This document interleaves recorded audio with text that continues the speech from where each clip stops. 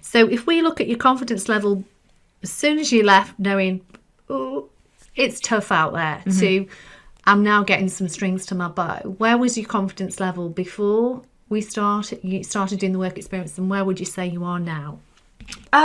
Before it was as low as it's ever been, because I've constantly been told throughout school that I was going to go on to do great things. You know, you get told these things by teachers, and I was kind of given that impression in my degree, and then I'm just dropped by the education system into a world that's uncertain for the best of people who've been in that sector for a while, never mind someone who's never been there before.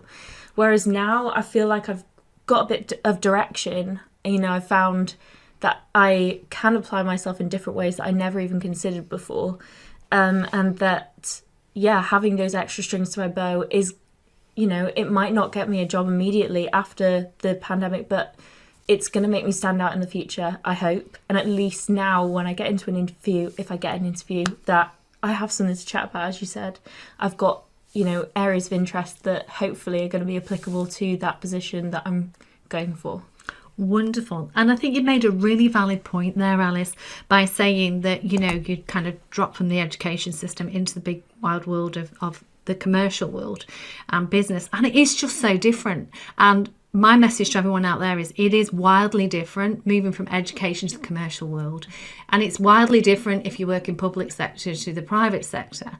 So there are lots of different skills that you need to succeed in the commercial world. So the more experience that you can get from a work experience perspective before you enter that, and develop some key skills, which is communication, confidence, and potentially sales skills so you can sell yourself, are really going to set you apart and, more importantly, get you the job that you want.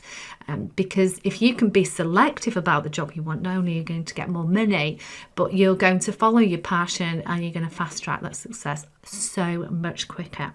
So what's your advice, Alice, to all those that have graduated who are in the same situation? What advice would you give them today? So my advice is, like, don't despair. You have just finished with a degree, and you should give yourself, you know, the credit and the time to celebrate that.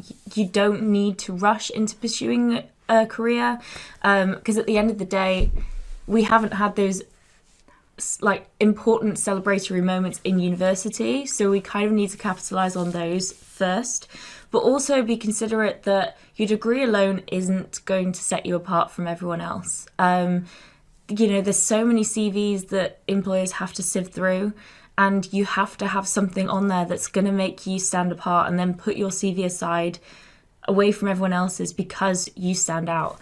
So I think it's just considering what you can do to add to your CV and to you know, your identity, that's going to make you more employable. And that's only something that you can do for yourself by looking for it. So thank you, Alice, for joining me today.